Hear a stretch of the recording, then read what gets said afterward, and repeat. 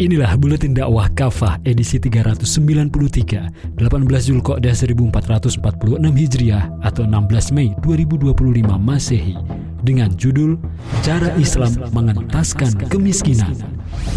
Kemiskinan tetap menjadi tantangan besar di Indonesia. Menurut Bank Dunia, lebih dari 60,3% penduduk Indonesia atau sekitar 171,8 juta jiwa hidup di bawah garis kemiskinan internasional dengan standar $6,85 per kapita per hari berdasarkan Purchasing Power Parity atau PPP 2017. Standar $6,85 P3 ini digunakan untuk negara berpendapatan menengah atas atau upper middle income. Adapun menurut Badan Pusat Statistik atau BPS, dengan garis kemiskinan nasional per kapita Rp595.242 per bulan, tingkat kemiskinan di Indonesia pada September 2024 hanya sebesar 8,57% atau hanya sekitar 24,06 juta jiwa. Menurut Kepala BPS Amelia Adininggar Widyasanti, perbedaan perhitungan antara Bank Dunia dan BPS ini wajar karena standar garis kemiskinan yang digunakan oleh masing-masing berbeda. Selain problem kemiskinan, Indonesia juga menghadapi problem ketimpangan ekonomi yang cukup parah. Laporan Global Inequality Report 2022 menyebutkan Indonesia sebagai negara ke-6 dengan ketimpangan kekayaan tertinggi di dunia. 4 orang terkaya di Indonesia memiliki kekayaan lebih besar dari total kekayaan 100 juta penduduk termiskin. Data Oxfam pada 2023 menyebutkan dalam 20 tahun terakhir, kesenjangan antara yang terkaya dan termiskin di Indonesia tumbuh lebih cepat dibandingkan negara lain di Asia Tenggara. Jelas, ini menunjukkan bahwa kemiskinan dan ketimpangan ekonomi di Indonesia bersifat struktural. Penyebab utamanya adalah penerapan sistem kapitalisme. Sistem kapitalisme memungkinkan akumulasi kekayaan di tangan segelintir elit, sementara mayoritas rakyat kesulitan memenuhi kebutuhan dasar. Kebijakan seperti pencabutan subsidi BBM dan dominasi konglomerasi atas sektor strategis memperburuk kondisi ini. Di sisi lain, negara yang seharusnya melayani rakyat sering abai dalam menyediakan pendidikan, kesehatan, dan infrastruktur. Hal ini menciptakan kesenjangan ekonomi yang sangat parah. Standar kemiskinan dalam Islam. Islam tidak hanya memandang kemiskinan dari aspek materi, tapi juga dari kemampuan memenuhi kebutuhan dasar atau daruriyat dengan cara yang menjaga martabat dan keimanan seseorang. Dalam Al-Quran, orang miskin disebut dengan istilah fakir dan miskin. Dalam pandangan para ulama, kedua istilah ini memiliki makna berbeda, namun kadang saling dipertukarkan. Keduanya disebutkan sebagai penerima zakat, sebagaimana firman Allah dalam Quran Surat At-Taubah ayat 60, yang artinya, sesungguhnya sedekah itu hanya untuk orang-orang fakir dan orang-orang miskin. Menurut Imam Ibnu Katsir dalam ayat di atas, orang fakir didahulukan karena jauh lebih membutuhkan daripada yang lainnya. Namun menurut Abu Hanifah, orang miskin kondisinya jauh lebih buruk daripada orang fakir. Syekh Abdul Qadim Zalum dalam kitab Al-Amal fi Daulah Al-Khilafah secara lebih rinci menjelaskan, fakir adalah mereka yang tidak memiliki harta atau penghasilan yang cukup untuk memenuhi kebutuhan pokok mereka seperti makan, pakaian, dan tempat tinggal. Karena itu, siapa saja yang penghasilannya lebih sedikit dari kebutuhan pokoknya, ia tergolong fakir dan halal bagi dia menerima zakat. Ia boleh diberi zakat sampai kadar yang dapat mengangkat kefakirannya dan mencukupkan kebutuhannya. Adapun miskin adalah mereka yang sama sekali tidak memiliki apa-apa, seakan-akan kefakiran telah memukimkan mereka atau tidak bisa bergerak, namun mereka tidak meminta-minta kepada manusia.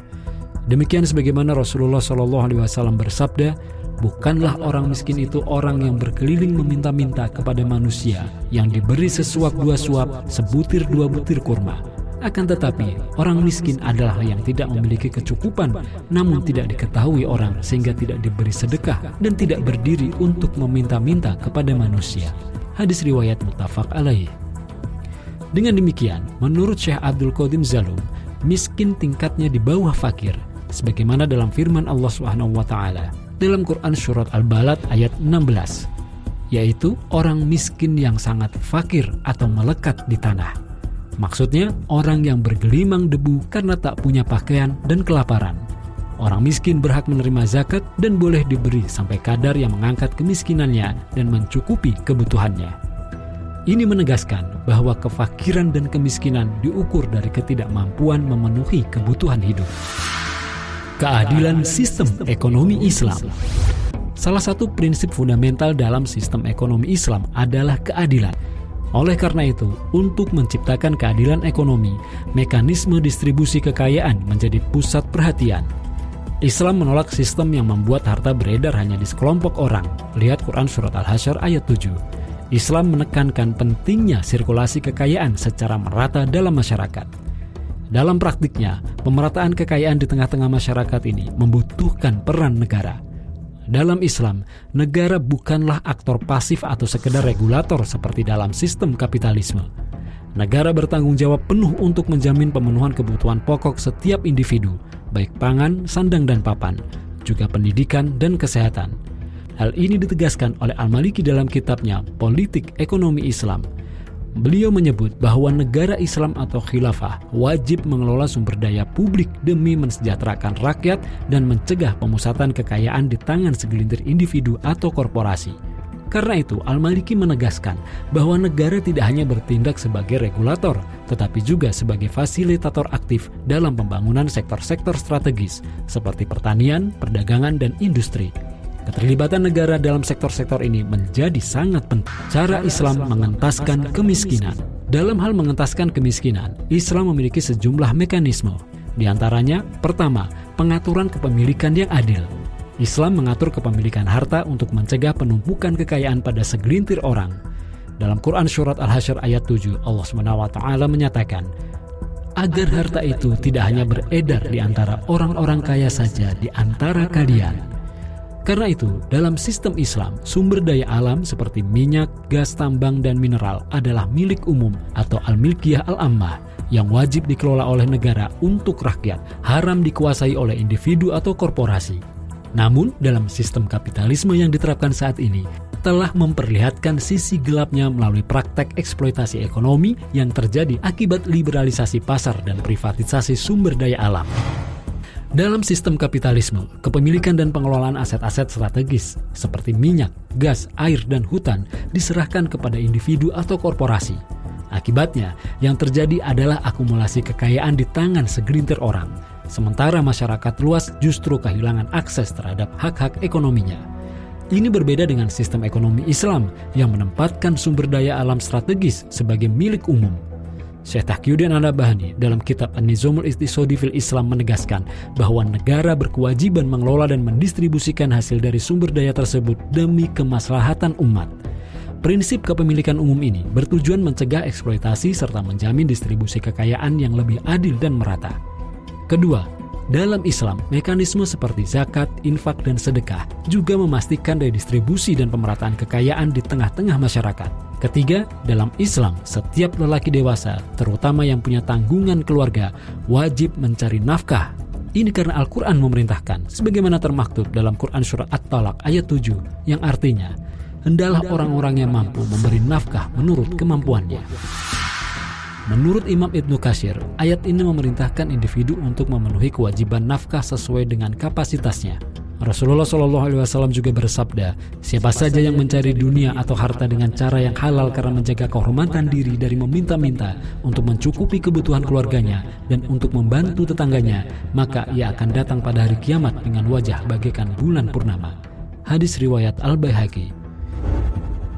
Di sisi lain, agar setiap orang yang wajib bekerja bisa mendapatkan pekerjaan, maka negara wajib menyediakan lapangan kerja bagi mereka. Negara wajib menyediakan lapangan kerja bagi warganya melalui kebijakan ekonomi berorientasi sektor real seperti perdagangan, pertanian, dan industri. Keempat, jaminan kebutuhan dasar oleh negara. Negara dalam sistem Islam wajib menjamin pemenuhan kebutuhan dasar rakyat, yaitu pangan, sandang, dan papan. Negara juga wajib menyelenggarakan pendidikan dan pelayanan kesehatan secara cuma-cuma bagi warganya. Ini karena pemimpin negara, yaitu imam atau khalifah dalam Islam, bertanggung jawab penuh atas urusan warga negaranya.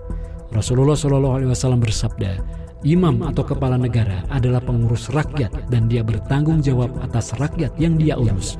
Hadis riwayat An-Nasa'i.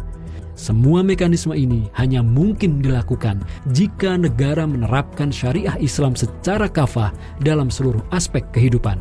Inilah yang seharusnya diwujudkan khususnya di negeri ini. Wallahu a'lam bishawab.